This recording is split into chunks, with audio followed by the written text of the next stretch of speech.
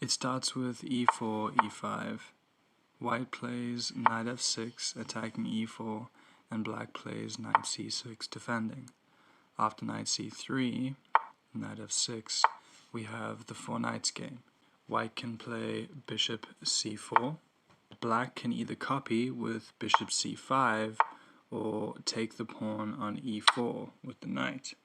The point of knight takes c4 is that after you take back with the knight, black can play d5, forking white's knight and bishop.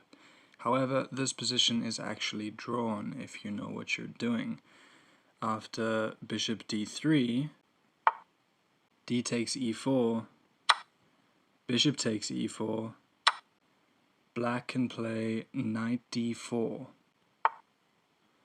after which a draw is basically forced. White takes the knight, black takes back with the pawn, and white supports the light squared bishop with d3.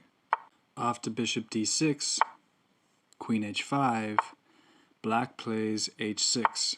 White can play bishop d2, with black playing c6. The game is completely drawn with castles, castles, and bishop takes h6, sacrificing the bishop via g takes h6. White takes back with the queen, and black has to block mate on h7 with f5.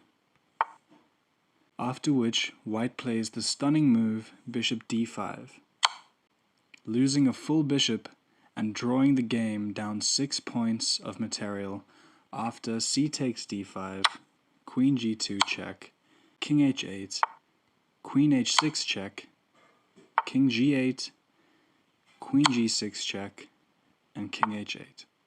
If white chooses not to draw the game on move 8 after knight d4, they can just castle and hope not to see f5.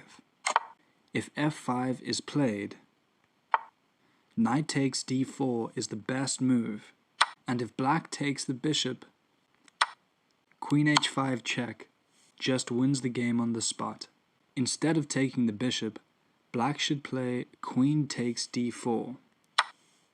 After white plays bishop f3, black has a humongous center and a really easy attack, so unless a draw isn't an option for you, I recommend playing knight takes d4 on move 8 after d5.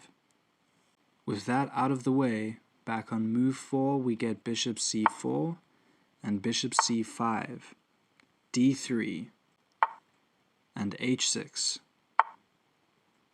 Black can also play d5 or castles, but after h6, white can either play a4, knight d5, or castles. I prefer to castle, but your choice depends entirely on your style of play. After castles, the best move for black is to castle 2, and white can play a4, knight d5, or rook e1. a4 is best. However, knight d5 is arguably funner to play. If white chooses a4, black plays d6, and only then does white put the knight on d5. Here, black should play a5 and pray for a draw after bishop e3. Back to move 7. If white plays knight d5 immediately, black must play d6, and we get c5. After this, black can either take the knight or play a5. There is also a line that I've played after bishop e6, a blunder. White plays d4, and black should take the knight with the bishop.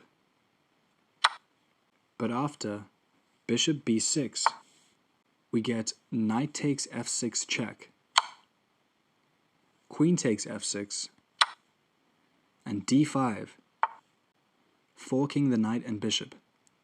If black doesn't play bishop e6 and instead plays a5, the best move, white can play rook e1 or h3 and enjoy the lead in development.